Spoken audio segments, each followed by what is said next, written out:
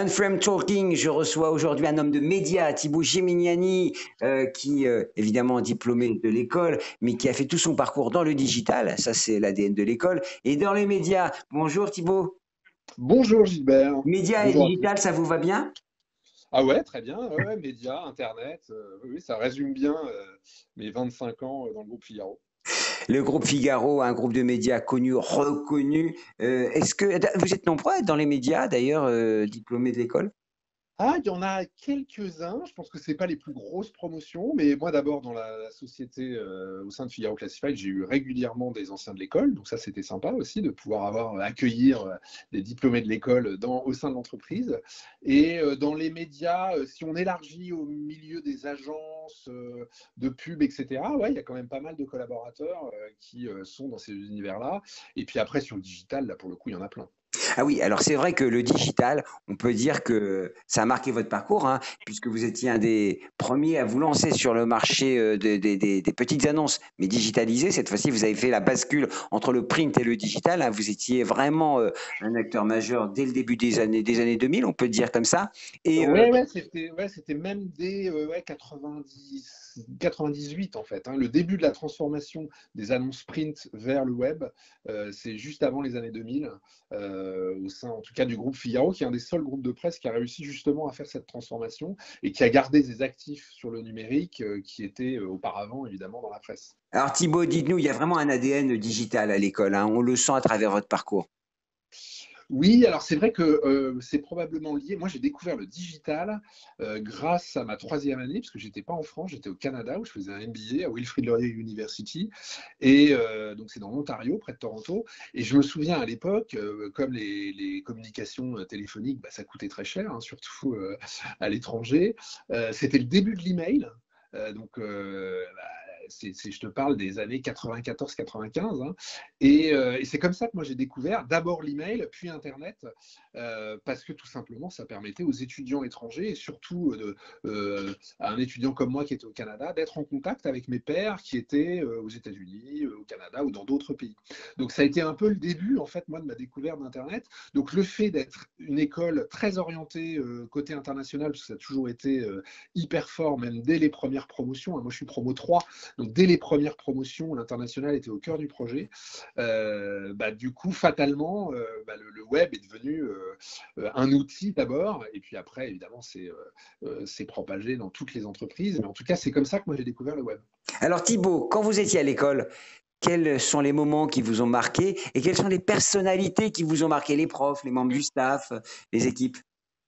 Alors, très bonne question. En fait, j'ai été particulièrement marqué par des parrains de promotion. C'est assez amusant parce qu'en fait, j'y ai repensé. Moi, je suis promo 3, mais dès la promo 2, c'est quand même François Pinault qui était le parrain de la deuxième promotion. C'est beau quand même, hein. Et François Pinault, à l'époque, ouais, ça fait partie des personnalités qui m'ont vachement marqué. Au départ, donc je parle là vraiment des années, début des années 90. Il est en train de quitter l'univers du bois, hein, puisqu'il a commencé dans cet univers-là en Bretagne. Il est en train d'aller de construire le groupe PPR, donc Pinot Printemps Redoute.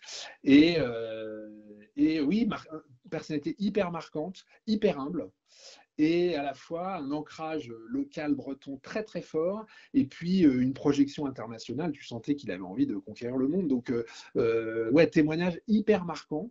Et promo 3, nous, c'était Pierre Dosier, le patron à l'époque d'Avas. Donc déjà les médias, les milieux voilà, des agences m'ont intéressé. Et pareil, très simple, je me souviens, j'étais même allé le chercher avec ma voiture d'étudiant à la gare de Rennes pour justement l'accompagner, lui parler, etc. Et voilà, donc j'ai des très gros souvenirs de ces personnalités très inspirantes. Et ça aussi, une école, au-delà des professeurs, du corps professoral évidemment de l'école, ce qui est hyper important, c'est les rencontres qu'on peut faire avec des gens aussi de l'extérieur. Et d'ailleurs, à l'époque, je ne sais pas si c'est toujours le cas, mais on avait aussi des professeurs qui étaient en fait dans des entreprises. Moi, je me souviens d'un prof dans la communication et la pub qui avait en fait une agence de pub et qui parallèlement faisait des cours à l'école. Et ça, voilà, cette confrontation avec le réel, j'ai trouvé que c'était super, super enrichissant. Et un prof, quelqu'un de l'équipe Alors, pédagogique, un quelqu'un prof, d'équipe administratif? Alors, le prof qui m'a le plus marqué dans mon parcours, parce que moi j'intègre complètement ma troisième année au Canada dans mes 3 années d'école, en fait, finalement, hein, parce que c'était une équivalence. Et c'est un prof qui était un prof de Total Quality Management, mais qui était à Wilfrid Laurier University et qui était, alors je ne me souviens absolument pas de son nom, son prénom, j'ai essayé de le rechercher, mais je pense que maintenant il doit être à la retraite. Et c'est vraiment lui qui m'a fait découvrir ce qui était la qualité totale, à l'époque ça s'appelait comme ça, mais ce qui était vraiment la culture client, le fait d'aller au-delà d'ailleurs des attentes des clients. Ça m'a vachement marqué dans mon parcours professionnel, et avec une dimension aussi qui était à l'époque d'autant valoriser les grandes boîtes que je me souviens, j'avais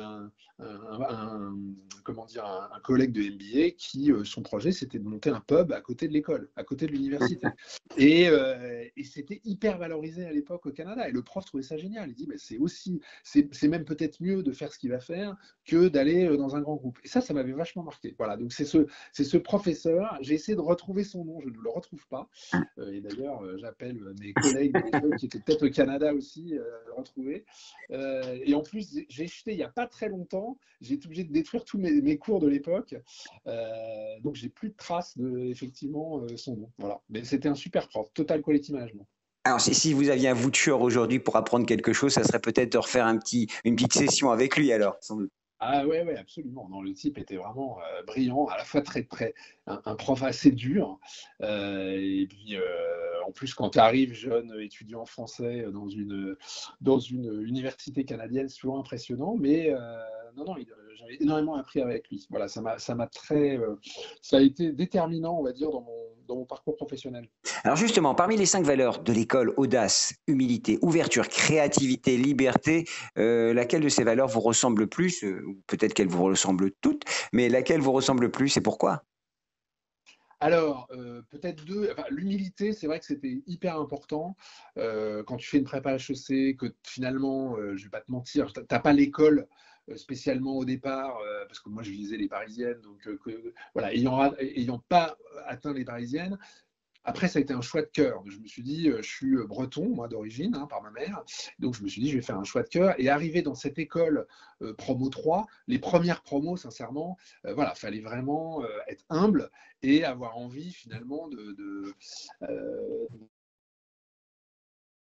de se dire je vais travailler en école de commerce parce que voilà, j'aurais peut-être pas le meilleur diplôme au départ, même si maintenant l'école fait partie du top 10, mais à l'époque c'était un vrai challenge. Donc humilité, c'est sûr. Et puis après, ouverture parce que euh, mais ça, je pense que c'est lié aussi au territoire breton, hein, c'est-à-dire c'est-à-dire qu'il y a à la fois un énorme ancrage local, et à la fois, tu t'intéresses vachement. La Bretagne, c'est un territoire qui est. Voilà, après la Bretagne, tu as l'Amérique, hein, tu as l'océan Atlantique et il y a l'Amérique. Donc il y avait déjà ce côté-là de se dire ouverture aux autres, curiosité.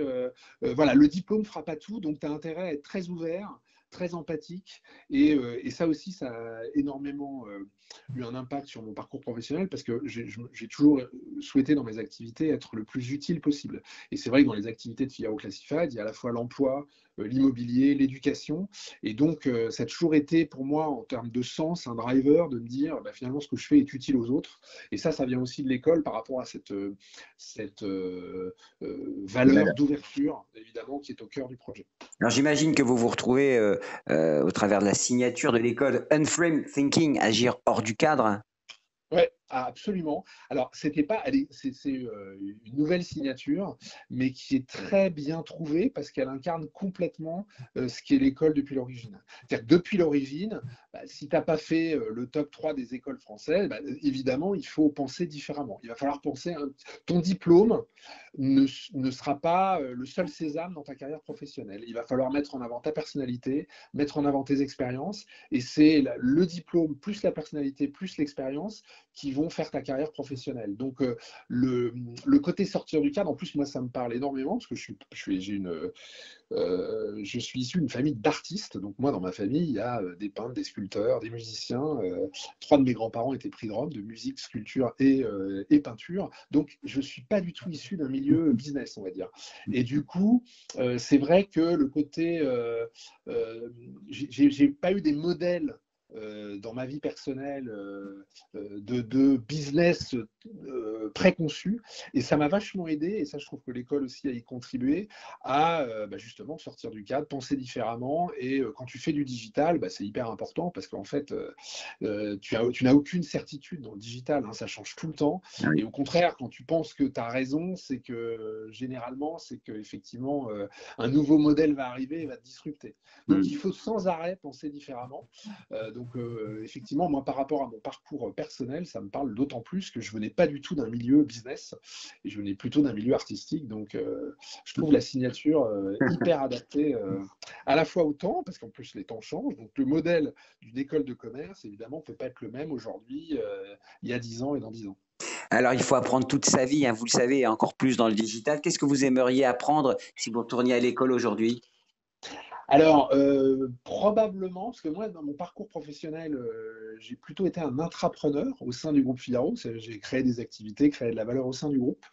Et je pense que j'adorerais avoir des cours d'intrapreneuriat, d'entrepreneuriat, voire de reprenariat, c'est-à-dire de reprise d'entreprise. Si ça se trouve, d'ailleurs, ça existe aujourd'hui, hein, mais c'est vrai qu'il y a, pour le coup, il y a quasi 30 ans, ça n'existait pas.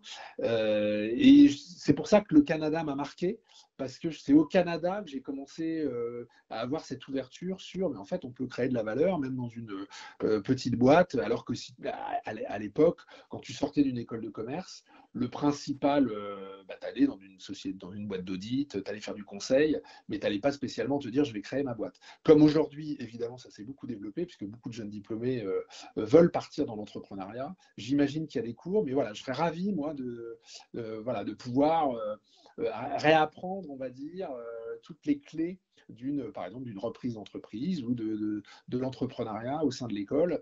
Je pense que ça ferait partie des cours que j'attendrais particulièrement dans une école comme Rennes School of Business. Alors, petite question de fin, quel conseil vous donneriez à un jeune étudiant qui intègre l'école aujourd'hui pour son parcours académique, mais également pour ses premiers pas sur le marché du travail? Alors, le conseil déjà, c'est de profiter à fond de l'école.